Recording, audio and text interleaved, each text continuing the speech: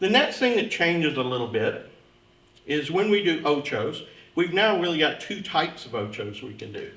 We've got pivoting ochos, which is what we were looking at in the first time we looked at ochos.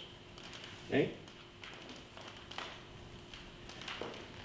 There, I'm inviting Shelley to pivot, and my embrace is relaxed enough to allow her, see how much Shelley's pivoting on the floor there. Okay? If we look up from this angle, you'll see that my right arm is very relaxed. See how she's turning in my embrace.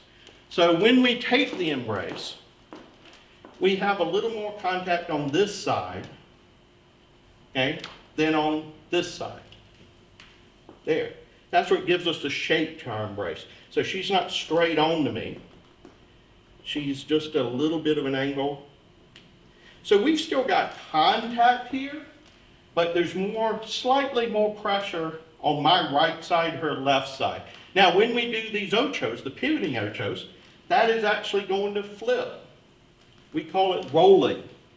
So here, Shelley's right side came closer to me, and the left side separated a little bit. Now, we never lose connection totally.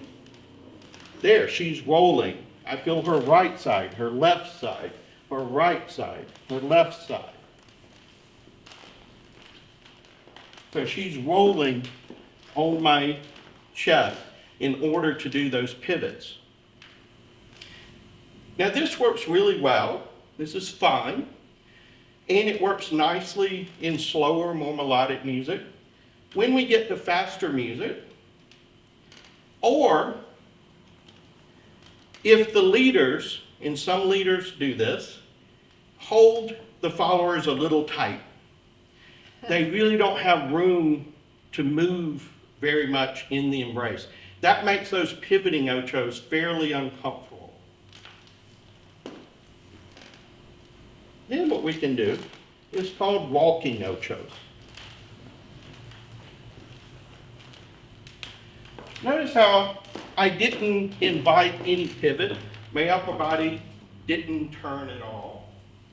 Shelley didn't pivot at all. Or maybe a tiny bit, but not much, teeny bit. But I'm just walking on this side and then on the other. So she's just reaching behind and putting her foot down.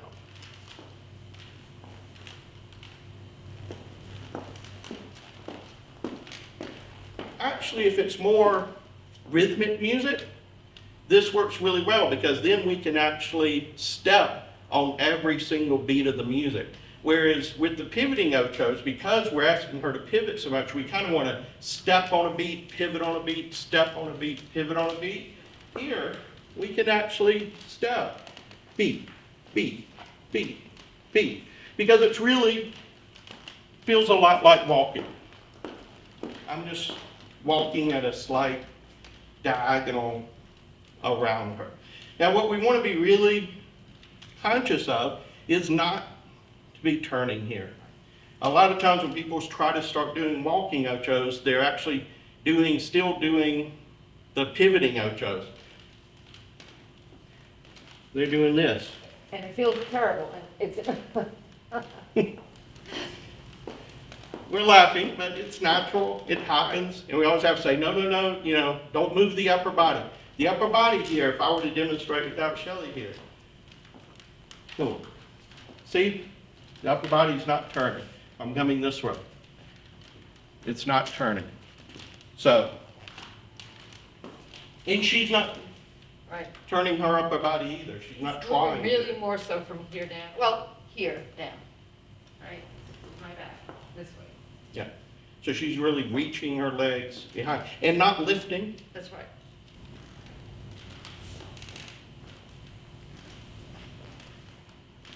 So keep it small for the walking ochos.